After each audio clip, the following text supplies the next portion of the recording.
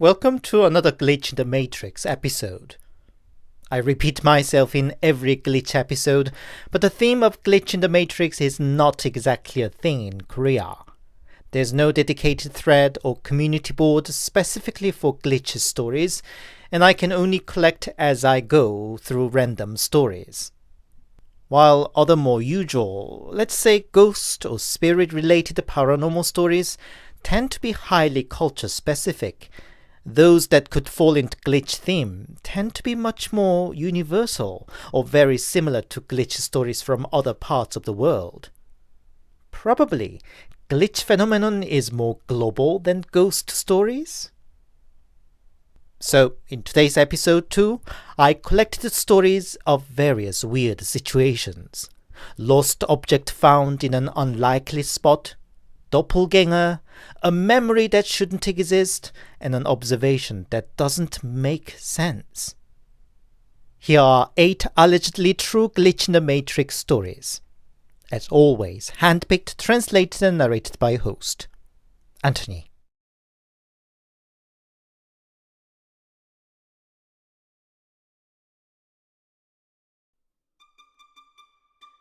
When I was a middle schooler, one day I had too much fun with friends and was running to catch the last metro train back home. Then on the way I ran into an old man in white hanbok, the traditional dress. His back was so bent, his stick was practically his third leg. Naturally, he was progressing very slowly, and I just ran past him to the station. So I arrived at the station in 5 minutes that would normally have taken 50 minutes if I walked. And there, on the platform, was an old man in white hanbok, heavily bent over his stick. It was the same old man I ran past earlier. But how could he be? He was walking in a slow steps.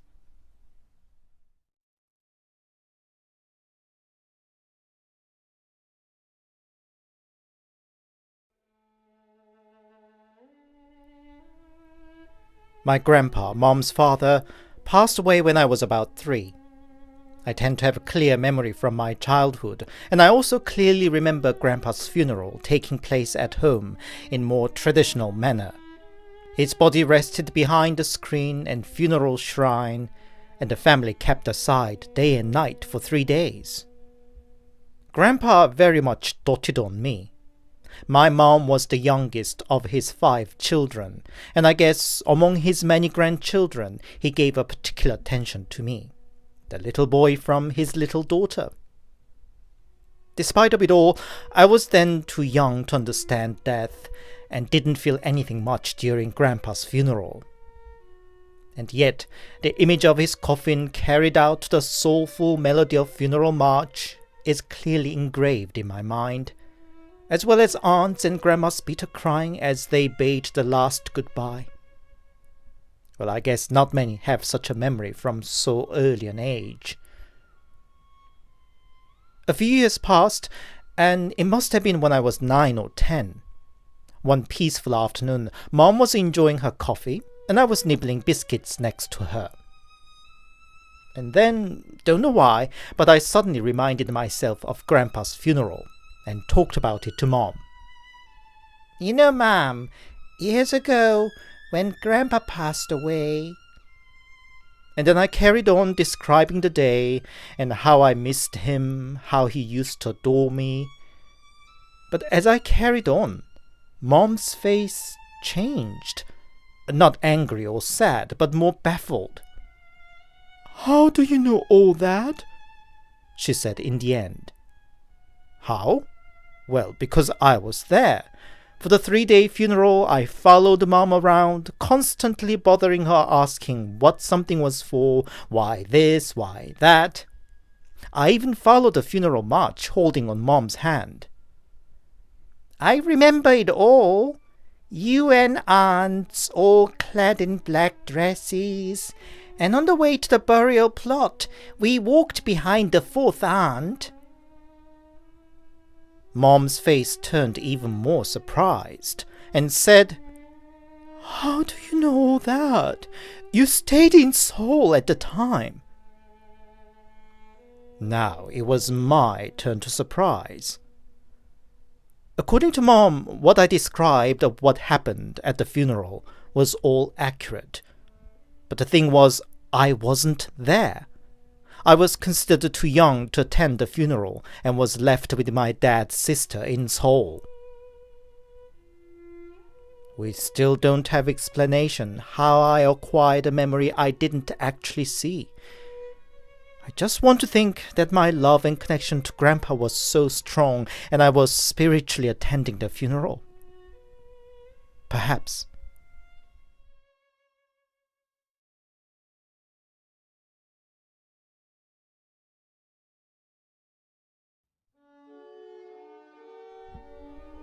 In 2011, I worked for a cafe in preparation for the qualification test for a professional barista.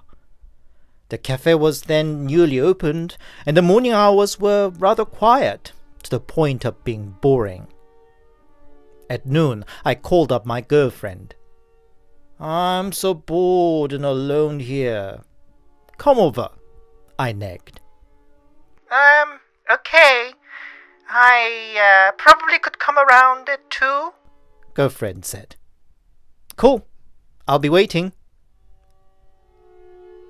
There were still hardly any clients, and time seemed to go ever slower. "Hi, sweetie." It was my girlfriend.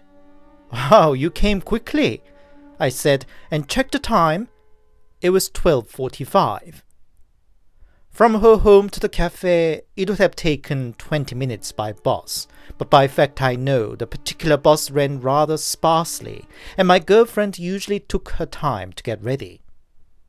"I took a taxi," she said as if she read my mind.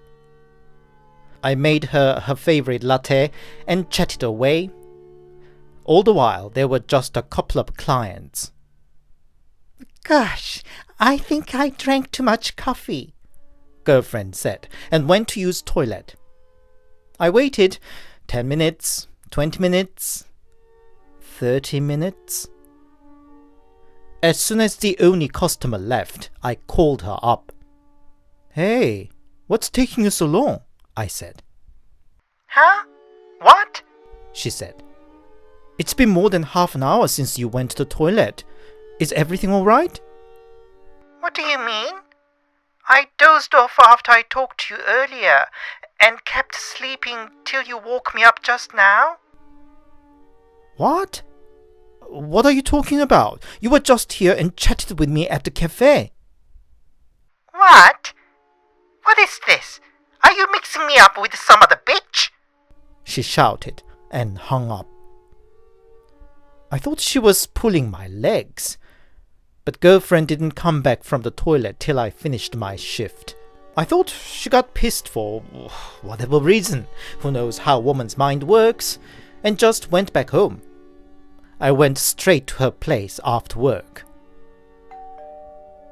"Who is it?" she said. "It's me. Open." "Why don't you go and play with another bitch?" she sneered behind the door. "Stop pulling my leg. It was you." "Who's pulling whose leg? I didn't go to the cafe at all today." The argument carried on, and our voices only got louder. In the end, I got so irritated, I just went back home. Following day, back at the cafe, the usual client came by at about 1 o'clock after lunch. When I served him his order, he said, "Are you all right today?" Yes, I am. Why?" "It's just... I saw you talking to yourself when I came here yesterday." "Talking to myself? Maybe you didn't see, but my girlfriend was here yesterday." "I'm pretty sure there was nobody. I saw you just talking and laughing to the air the whole time," he said.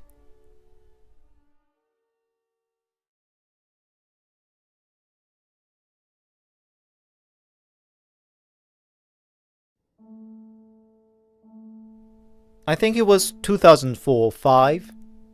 A muggy summer night, but I was lost in playing on my computer. At about 10, Mom brought me a plate full of watermelon slices. There couldn't be anything better than a cool, juicy and sweet watermelon on a summer's day. I quickly chomped them away and pushed the empty plate to one side of the desk. Time was now passing 2 in the morning, and I was still lost in the computer game. I suddenly felt something cool on my left thigh. I looked down and saw a drop of liquid, pale pink, like a juice of watermelon. I just wiped it away with a tissue and didn't think anything of it. But as my hands returned to the keyboard, another drop on the back of my hand. And again, pale pink in color. I jumped up, turned all the lights in the room, checked on the ceiling, and even wiped it around with a tissue. But there was no sign of moisture anywhere. The plate that contained the watermelon slices was still securely on the desk, and the juice on it had already all dried up in the hot summer weather too. Where were the drops from?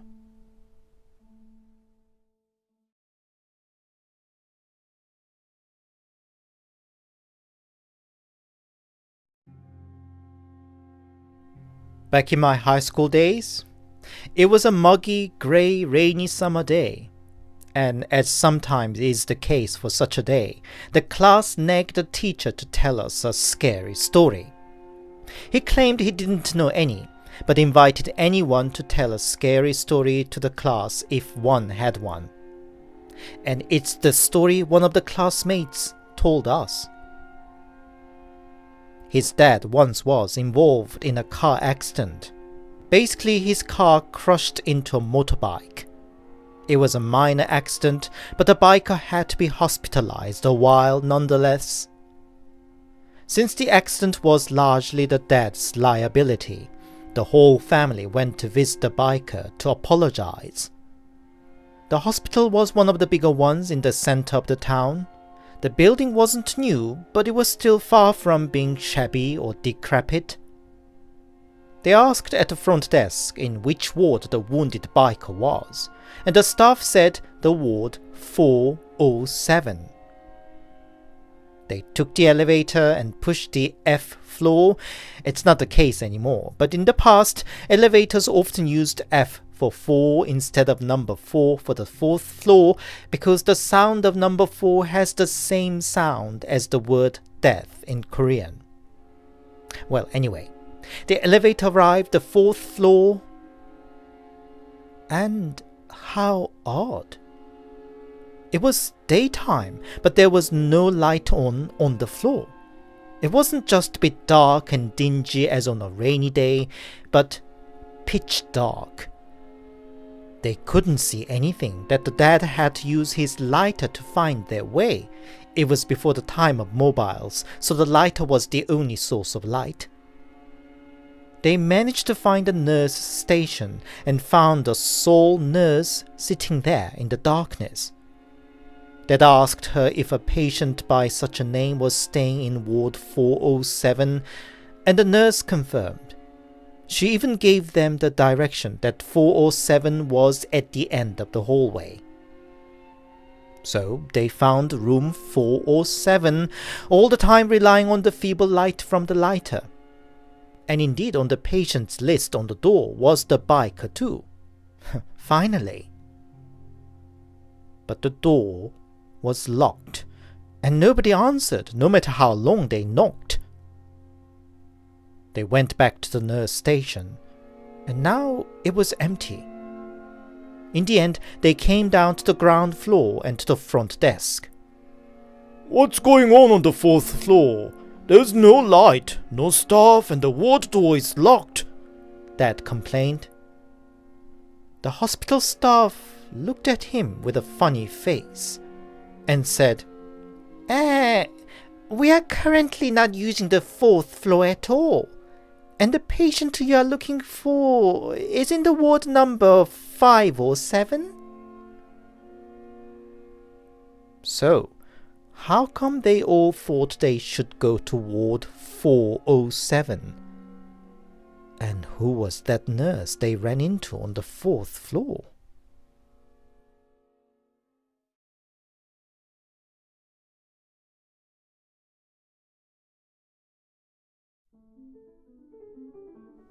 It was back when I was a high school student. 5th class of the day was just over, and I went to the locker to prepare for the next class. Just 2 classes more, and I'll be free for the day. The lockers at my school were much bigger models than the usual ones used in other Korean schools, something close to what we see in American schools, long and tall.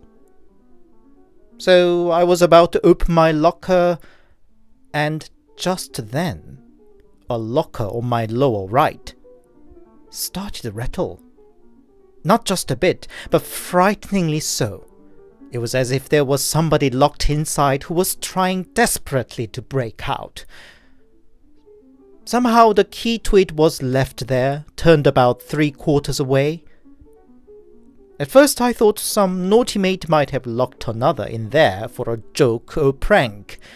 I reached down to open the door for whomever locked inside. All the while, the door rattled like mad. But before I touched the key, I got a second thought. Yes, our lockers were somewhat bigger, but could it ever be big enough to lock a teenager in? Even a slightly built girl would be a hard fit. And by the way, the sheer force that was rattling and loudly banging the door could not be from a small girl. I mean, it was really violent, like what I'd imagined could only for a matter of life and death. And it was persistent too, like it was telling me to open it. Don't hesitate, just open it already. Looking back, that loud metallic rattle and bangs were the only thing I could hear. There were lots of other students all around, and they were loud as any teenagers would during a recess. And I heard none of it but the locker door. Who or what could be inside, and what should happen if I opened it, were all I could think about. Hey, what you doing? A mate asked me, tapping on my shoulder. And with that, I heard a loud ambience noise around return to my ears. I was lost a bit and mumbled, I mean, this locker here. Which one? What about it? Mate said. Nothing. The locker door was not rattling anymore. I still couldn't dare, but the mate turned the key and opened the door of the locker. It was empty. There wasn't even any hole where a rat could sneak in either. And by the way, the force that was banging the door could never be from a rat. Again, looking back, that level of force would have made not just the door of the given locker, but the entire locker cabinet rattle and shake. But it was only isolated to that particular locker. My mates didn't believe me what I witnessed be true. Well, I wouldn't have either if other mate told me this. What was that? Was the locker temporarily linked to some other different dimension or something? What would have happened if I opened it?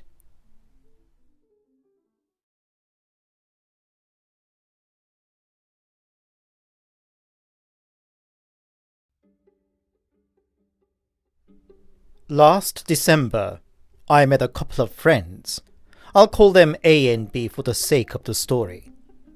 The evening that started with pork belly barbecue and soju led to a stronger bottle of liquor at the bar. One passed out about the halfway, another passed out when the bottle was 2/3 empty.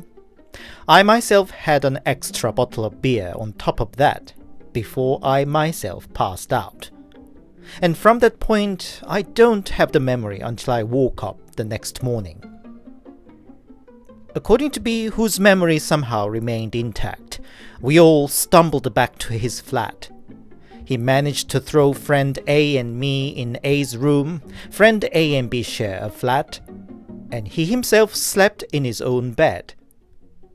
By the time he woke up to go to work, friend A and I were still unconscious on A's bed, just as friend B left us the previous night.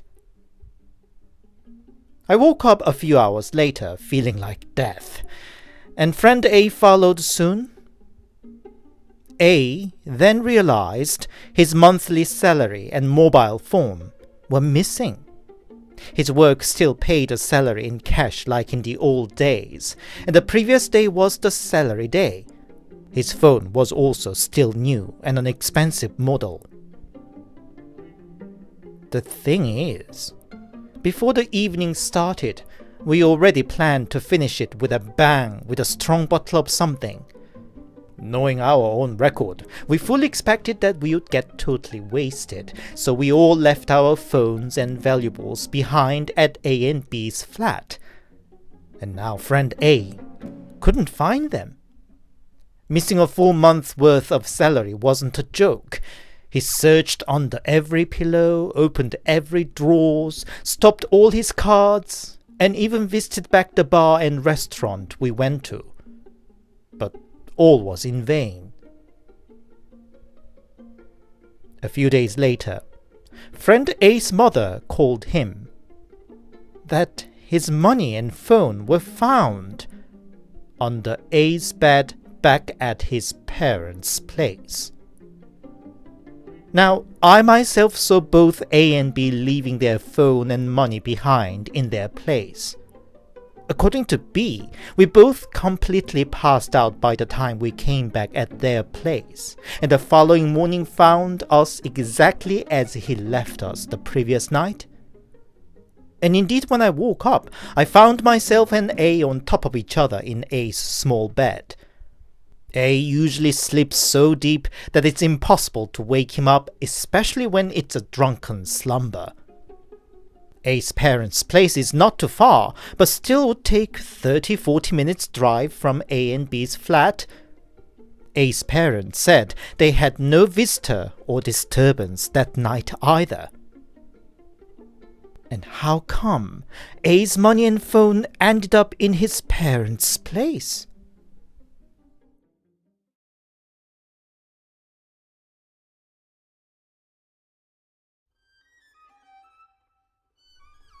(2013). I was looking for my first proper job after graduating university. The endless circle of writing letters, applications, attending occasional interviews, and then getting disappointing rejections carried on into the summer. That day too, I was invited to yet another interview. I'm a type of person who would lose his way while holding a map in my hand, and I tell you, it wasn't easy to find all these small, little-known companies and offices tucked away in the forest of buildings. After a few initial hiccups, I made sure that I arrived well before the appointed time. And that day, I arrived 40 minutes before the interview. It was rather awkward time to kill, not exactly enough to go to an internet cafe or a coffee bar, but didn't want to just walk around more either when I was already soaked wet with a pouring sweat. Then I saw a new building just across the street from the company I was having an interview. I thought it would be a perfect to go there and use the toilet. The air conditioning should be good for it being such a new building, and I should be able to have a quick splash of water to wash off sweat and tidy myself again. The lobby was typical for such an office building. A front desk with a security staff, people walking in and out busily. Unfortunately, the toilet on the ground floor was under repair, so I hopped on the elevator and just chose a random floor. In this case, the 8th. When the elevator door opened, I was caught off guard to find the entire floor in the dark. There was no sign of life or activity, in contrast to the busy lobby I just saw. Maybe that floor was not yet rented out, I thought. The elevator doors closed, leaving me in the total darkness. I had to turn on the flashlight on my phone to find my way to the toilet. It was quite cool, almost chilly there, as if the air conditioning was full on, though the floor was not yet occupied. I actually welcomed it, just coming from the hot muggy summer outside. Fortunately, toilet was opened. After I washed my face and tidied myself, still 30 minutes was left to the interview, so I went into a toilet cubicle to sit there and fiddle with my phone. About 10 minutes must have passed. I heard somebody coming in. I didn't expect anybody and felt a bit surprised. But it probably was a building staff or a cleaner. Indeed, I heard that somebody opening one cubicle at a time and emptying the bin, which was a bit odd. The toilet was spanking new and unused. In fact, there even wasn't toilet rolls. Meanwhile, the footsteps stopped in front of my cubicle. Rather heavy-handed knock soon turned into violent banging as if to break down the door itself. I got embarrassed and a bit scared too. "I'm almost done," I said with a shivering voice. And it seemed to make the banging stop. I quickly picked myself and went out, and met by the sharp stare from a 50-something looking lady with a bucket full of cleaning stuff. Excuse me, I was a bit urgent." I excused myself. I couldn't quite understand why her stare was almost hateful, but maybe she had a bad day. But surprise was not over yet. When I found my way back to the elevator, I saw the floor sign saying I was on 15th floor. But that couldn't be. I clearly remember I got off at the 8th. I was seized by weird sensation and ran back to the toilet. I found it now locked. I wasn't sure what was real and what wasn't anymore. Shivering all over, I took the stairs down because I didn't even dare to use the elevator now. Back down on the lobby, everything seemed normal, with the people busily coming in and out. I alone looked like a madman, breathless and soaked with sweat. Before I left, I saw one last piece of information that baffled me even more. A sign that was saying the toilets on every floor of the building was under an urgent repair and closed for the day. What was that toilet I just used then? And the cleaning lady?